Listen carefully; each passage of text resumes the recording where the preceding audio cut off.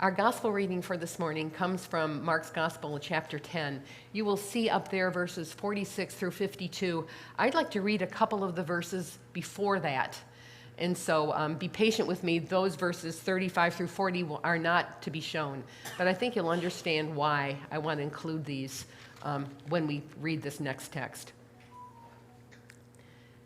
James and John, the sons of Zebedee, came forward to Jesus and said to him, "Teacher, we want you to do for us whatever we ask of you." And he said to them, "What is it you want me to do for you?" And they said to him, "Grant us to sit, one at your right hand, one at your left, in your glory." But Jesus said to them, "You do not know what you're asking. Are you able to drink the cup that I drink, or be baptized with the baptism that I am baptized with?" They replied, "We are able." Jesus said to them, "The cup that I drink, you will drink, and with the baptism with which I am baptized, you will be baptized. But to sit at my right hand or at my left is not mine to grant, but it is for those to whom it is prepared." After this happens, the disciples get a little bit upset at James and John for asking that. And then all of them walk to Jericho, and that's where we start in this text. They came to Jericho, and Jesus and his disciples and a large crowd were leaving Jericho. Bartimaeus, son of Timaeus, a blind beggar, was sitting by the roadside. When he heard that it was Jesus of Nazareth, he began to shout out and say, "Jesus, son of David, have mercy on me." Many sternly ordered him to be quiet, but he cried out even more loudly, "Son of David, have mercy on me." Jesus stood still and said, "Call him here." And they called the blind man, saying, "Take heart, get up, he's calling you." So throwing off his cloak, he sprang up and came to Jesus. And then Jesus said to him, "What do you want me to do for you?" The blind man said to him, "My teacher, let me see again." Jesus said to him, "Go, your faith has made you well." And immediately he regained his sight and followed him on the way. This is the word of the Lord. Thanks be to God.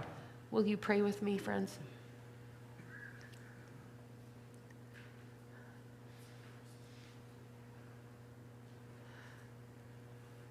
God, you have told us that your word is life.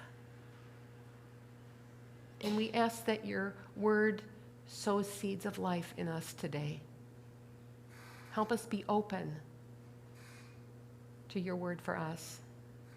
And may the words of my mouth and the meditation of all of our hearts be acceptable in your sight, because you alone are our rock and our redeemer. Amen. Well, what do you want to do when you grow up? So I wonder how many of you had an assignment like this when you were in elementary school and you had to draw a picture or write a paragraph about what you wanted to do when you grow up? Or maybe you had an uncle or aunt or another family relative ask you that at Thanksgiving dinner. So when you were 6, if you were a little girl of my generation, you might have said, "I want to be a stewardess." Now we call them flight attendants. Or you may have said, "I want to be a princess." And then, of course, the answer to that question changes as one gets to know the world better and oneself better. I can't tell you how many college students I've been around who have changed their major 5, 6, 7, 10, 12 times. I'm sure you know some of them. What do you want to do when you grow up? And then there are people like me who kept asking that question into my 40s and 50s and changed careers to become a pastor. Some of you have done that too, kind of thing. Now, as I answer that question, I look around at people who are older than me, who live with passion, dignity, care for others into their 80s and 90s. And by the way, there are a lot of you around here like that. And I think that's what I want to be. The question, what do you want to be when you grow up, is a question we live into over a lifetime, isn't it? There's not usually one answer, and as we ask it, it makes us reflect deeply about our lives. Well, asking questions and telling parables seem to be Jesus' favorite teaching tools as we read about them in the Gospels. Jesus seems much more interested in our learning to think about and live with questions than he seems interested in giving us tight, pat answers to life's tough challenges. So, if you haven't figured out this life of faith yet and seem to have more questions than answers, you're probably on the right track. One of the things I appreciate about hanging around Presbyterians is that most Presbyterians I know aren't content with easy, simple answers to the deep questions of faith and life. And I found that to be true here among many of you at First Presbyterian in Muskegon.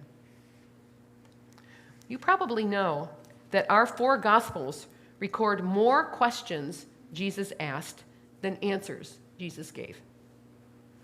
United Church of Christ pastor Martin Covenhaver has written a book called Jesus is the Question, and in the book he writes that in the 4 Gospels, 307 questions from Jesus are recorded.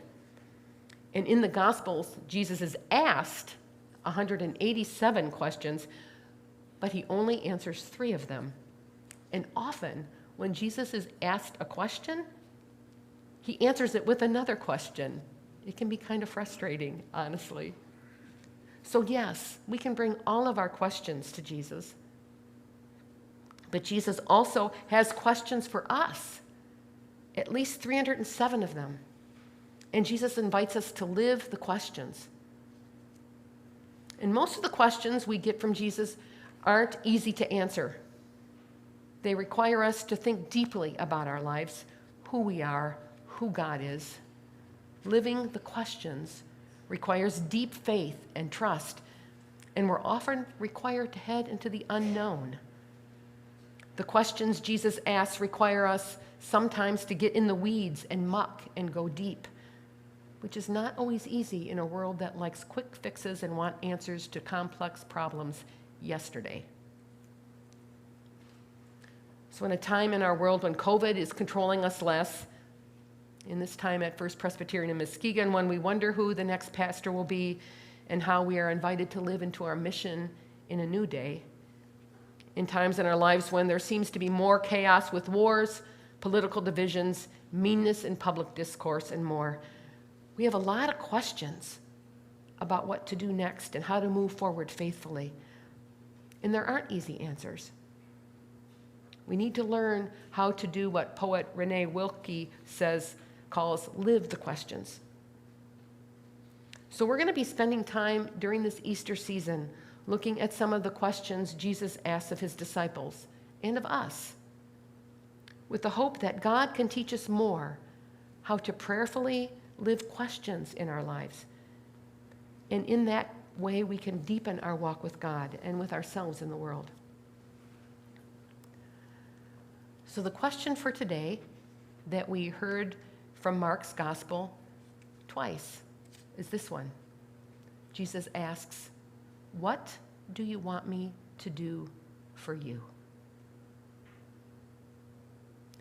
Now, I don't know about you, but I find this question kind of startling. What do you want me to do for you? It's the kind of question we might hear from a waiter at a restaurant, or even a person who's a servant. We might find it from an underling trying to please his or her boss, or from a child seeking to appease their parent. What do you want me to do for you? That's a question asked by a servant. It's the kind of question we may think we should ask Jesus. Jesus, what do you want me to do for you? It might seem amazing to think that the King of the universe is asking this question of human beings, of us. Well, in our text for today, Jesus asks this question twice. First to the disciples, James and John, and then to the blind man, Bartimaeus. Jesus was pretty popular at the time, and his disciples and others were surely hoping he would beat the Romans and establish some rule on earth. James and John, who had been with Jesus for 3 years, tell him that they have a request, And Jesus says, "What do you want me to do for you?" And what do these men want? They answer honestly. They want position. They want power. They want control. They want glory. Jesus doesn't tell them no, but you can sense the frustration in his response, which is another question. Can you drink the cup I'm about to drink?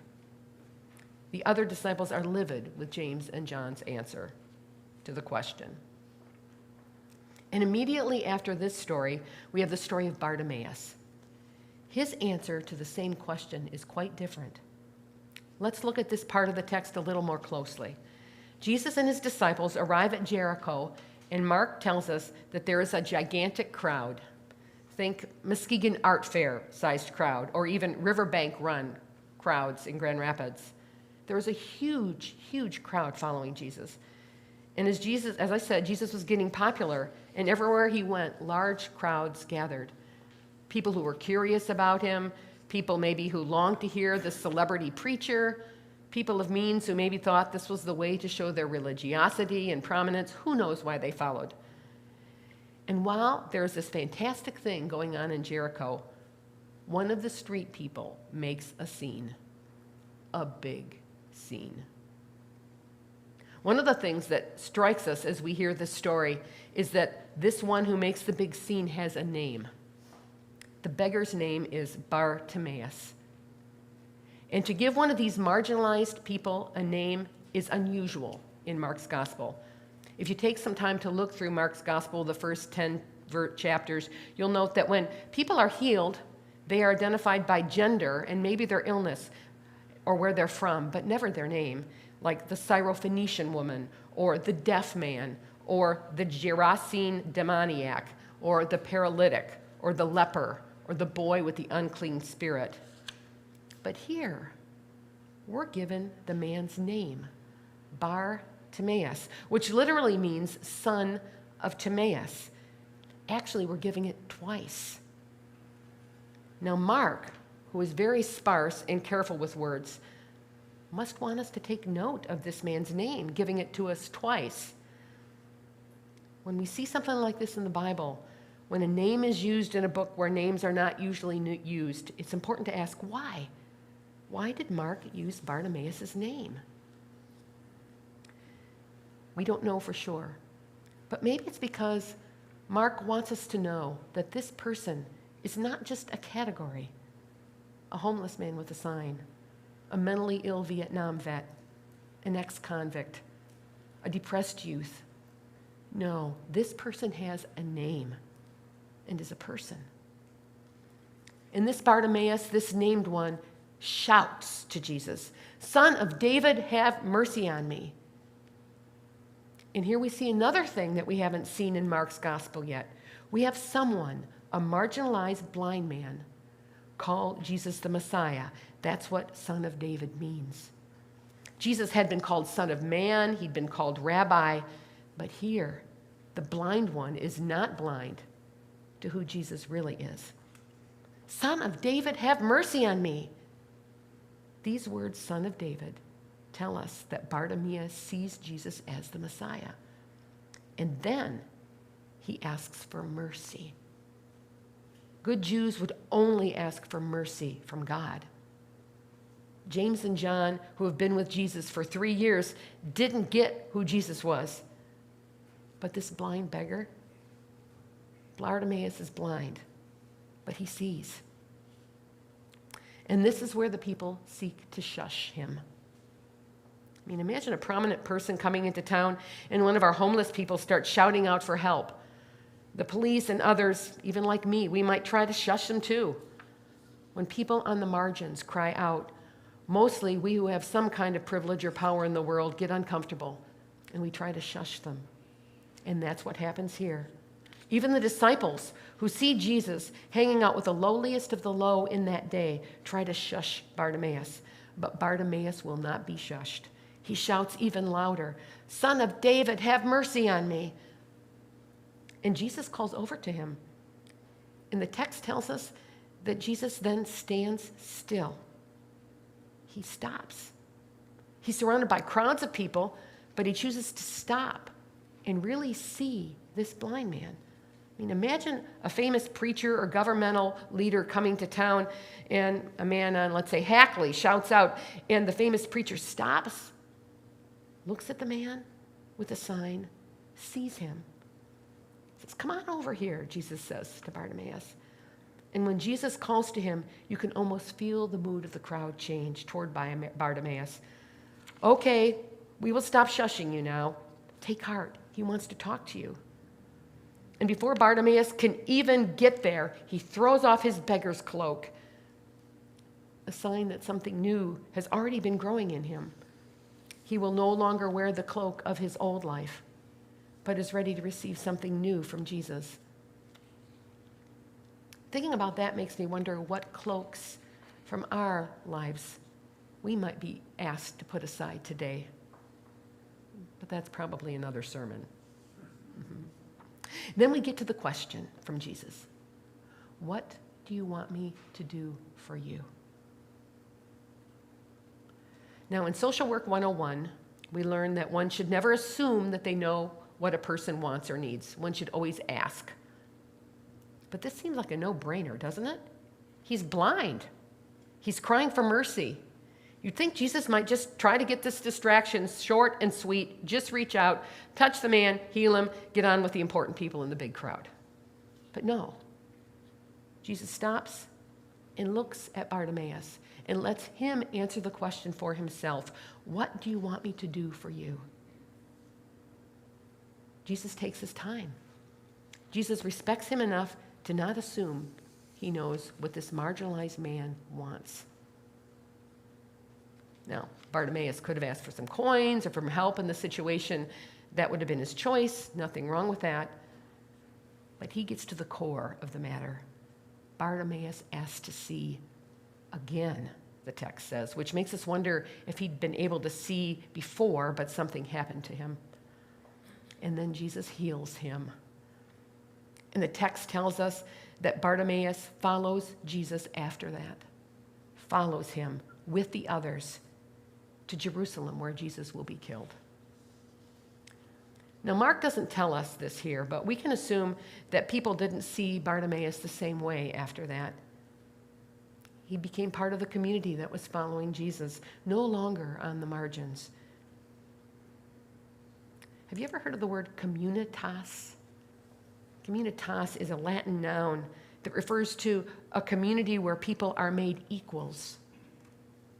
This kind of community often happens when people have to face tough things together and find they're on the same playing field. Well, it seems that Bartimaeus wanted more than just to physically see. He maybe wanted to be part of the same playing field with the rest of the community. Most people do want to be part of this communitas. Dr. King would call it the beloved community. I wonder what it was like for James and John to see Jesus ask the same question of one of society's outcasts. I wonder if seeing of Bartimaeus helped James and John see differently. The one the world called the outsider, teaching those on the inside what it really means to follow Jesus. Well, where do you find yourself in this story today? Where do we find ourselves in this story? Let's think personally here first. What do you want Jesus to do for you? What do I want Jesus to do for me?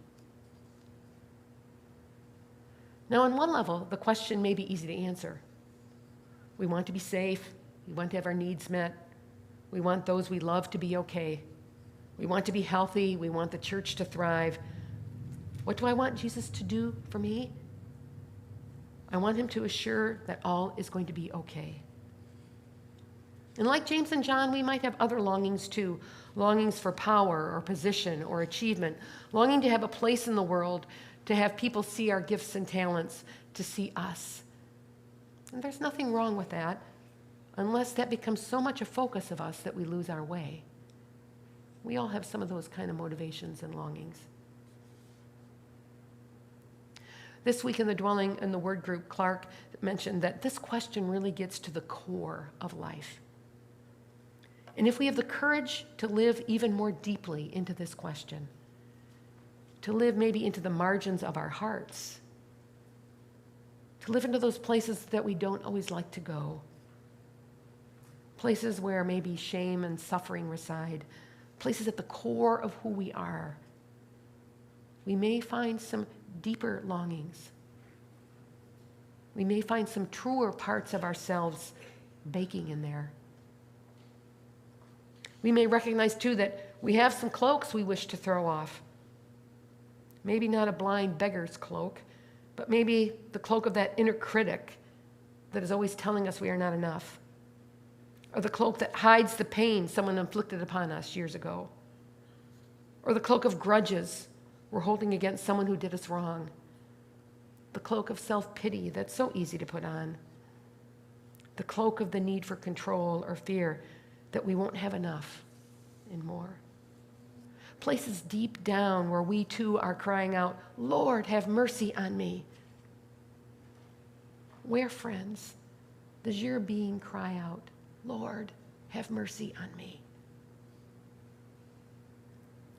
You know, people like Bartimaeus, living on the margins, are in touch with deep places of suffering every day. I'm not glorifying that. I'm just saying that's probably true. He could clearly speak what he wanted.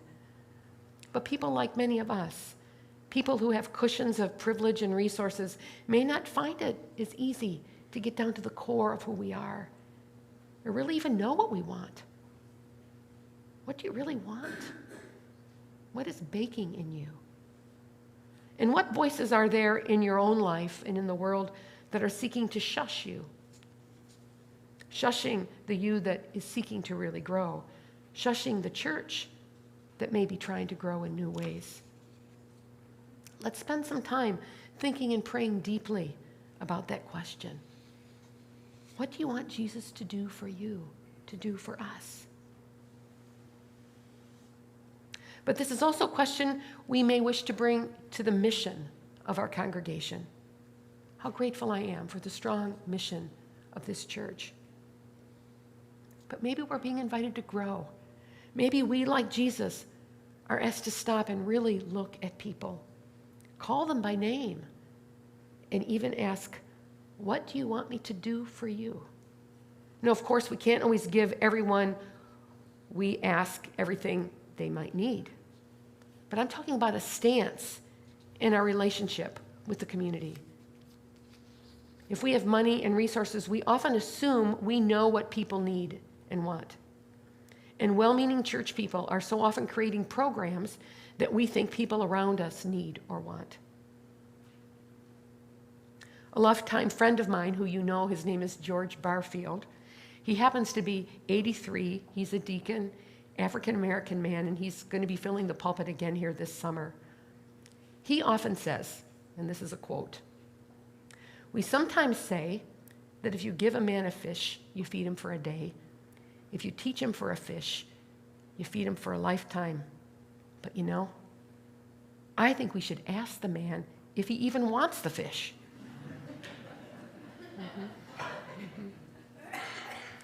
Asking people if they want a fish means we need to be willing to hear what they may say to us.